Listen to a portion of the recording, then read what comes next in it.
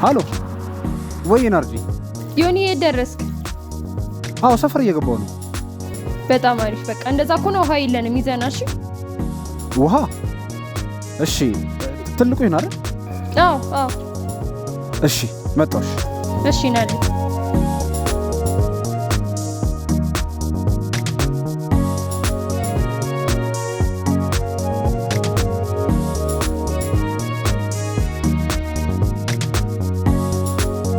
ዮኒ የት ደርሳል?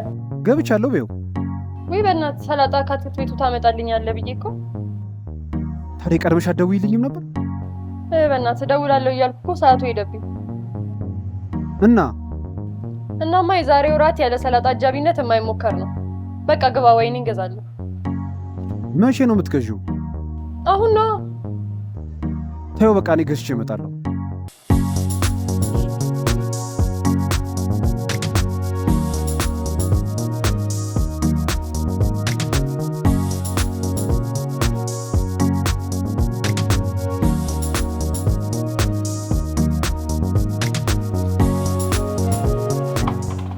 ቤት ወንጆኒ ይመጣል እንዴ?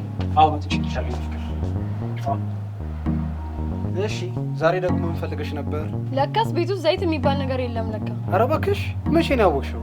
አሁን ነው ልሰራራ ስል። አንቺ ልጅ በእውነት ያለ መስሎኝ ነበር። እንዴት ያለሽ ይመስልሻል? ሳይው ነው። ትናንት እኮ ሰርተሻል። ወይ ከቀልቤ አልነበርኩም። ከቀልብሽኛ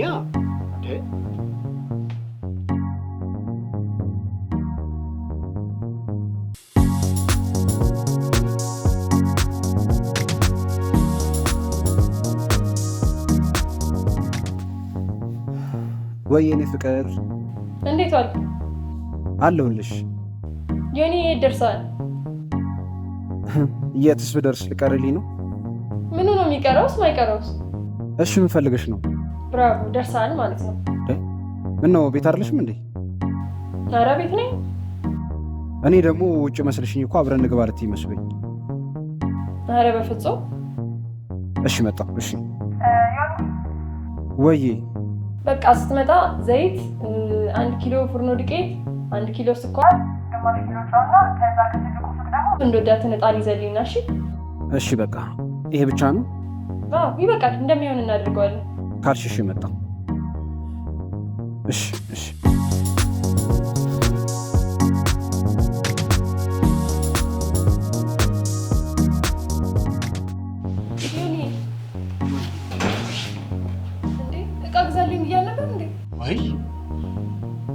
ብለሽ ነበር እንዴ? ፍርኖ ዱቄት፣ ስኳር፣ ጨውና ዕጣን ገዝተልኝ አላልኩም ነበር እንዴ? በስመ አብ ምን ሆነ ነው እሷት? በእናትሽ እንዴት ትረሳዋለህ? እኔ እንጃ። ምንድን ነው የምታስበው አንተ?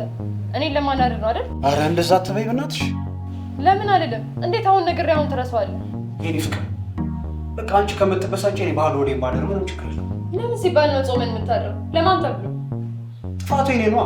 ካላመጣውና ካልሰራሽ ኬት ታመጫለሽ? የሆነ ነገርማ ሰርቼ ቀምሰህ ነው የምታድረው። ከዚህ በኋላ በፍጹም አይሆንም። በቃ ተጨናነቂ ታዩ። አንተ ልጅ ስራው ላይ ባዶ ወደን ስታድር አስችሎኝ የማይ ይመስላል። ካላስቻለሽ ቀረመሽ መስራት ነው። ልሰራማ ነገርኩህ እኮ ልመጣ ስል ነው። ደህና ቢሆንስ? በስራ ላይ ስራ እኮ ነው እየሰጠሽኝ ያለሽው። አውቀህ ነው ማለት ነው ያልገዛኸው? አውቄ ያደረኩት። ምን አይነት ክፋት ነው በማዬ ሞት? ምንም አይነት ክፋት አይደለም። ሰራተኛ ይቀጥል እምቢ ሁልጊዜ እኔን እየጠበቁ ግዛ ማለት። በዚህ መንገድማ መቀጠል የለበትም። ወይም ቦታ እንቀያየር። የምን ቦታ ነው የምንቀያየረው? አንቺ ውጭ ስሪ፣ እኔ ቤት ለዋል። አለበለዚያ ደግሞ ራሳችንን እንቻል።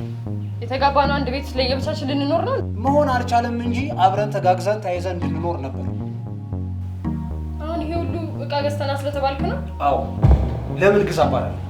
አንቺ ወጥሻግሽ ገንዘብ አጣሽ፣ ሱቁን አታውቂው። ምን ጊዜ የለም? አንቺ እኮ ምን የእግረ መንገድን ስትመጣ ብዬ እኔ እኮ ከስራ ወደ ቤት የምመጣው ምግብ ለመብላት ብቻ አይደለም፣ ወይም ዕቃ ለመግዛት አይደለም።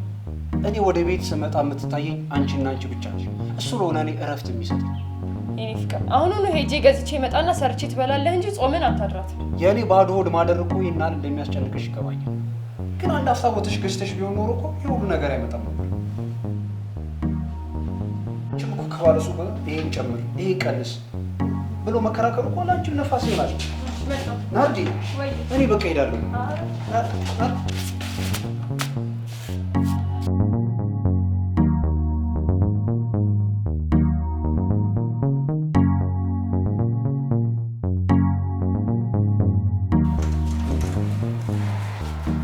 ይሄው ገዝተህ አይደለ እንዴ?